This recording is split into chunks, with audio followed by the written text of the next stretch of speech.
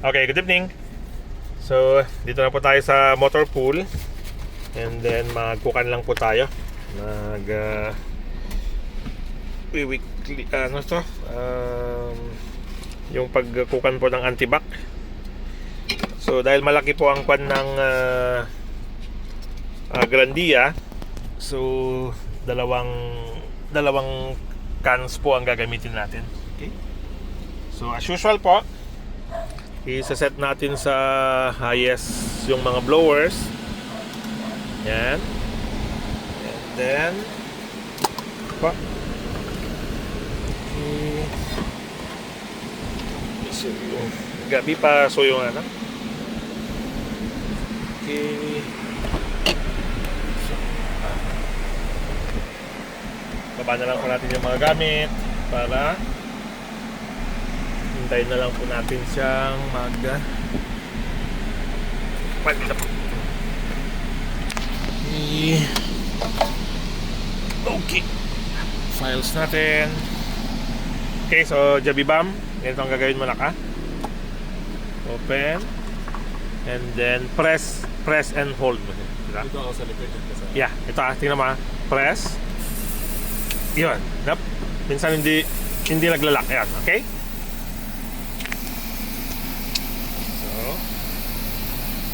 Iwanan na po natin siya. And balikan po natin mamaya. Okay?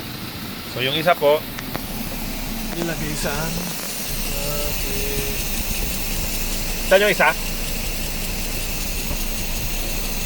Saan nakalagay? Okay, nasa likod daw pa. Okay. Oop. Close the doors. Okay, and tayo po natin. Okay.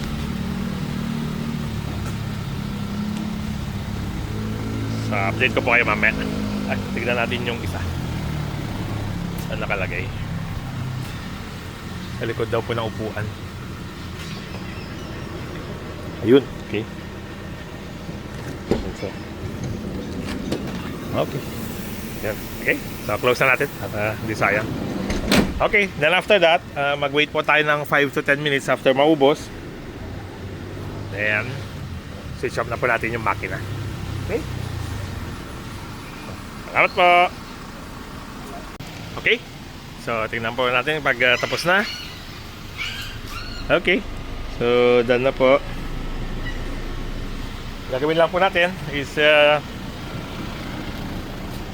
i-switch off na po natin yung makina, and then better po pag gagawin natin ito na gagarahin na talaga siya para po hindi na muna natin gamitin. Okay?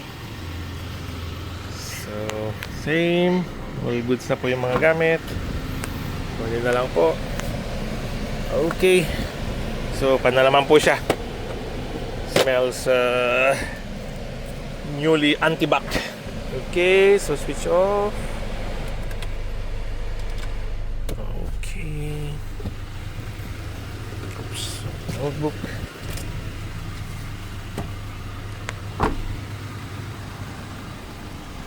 Okay. So, siguro mga kwan po, kahit hindi naman po siya at least once every 2 weeks or once a month, pwede na rin po. Better than nothing. Okay. So, switch off. Natin to. Or tomorrow na yan. Okay. So, ang ating antibac application sa ating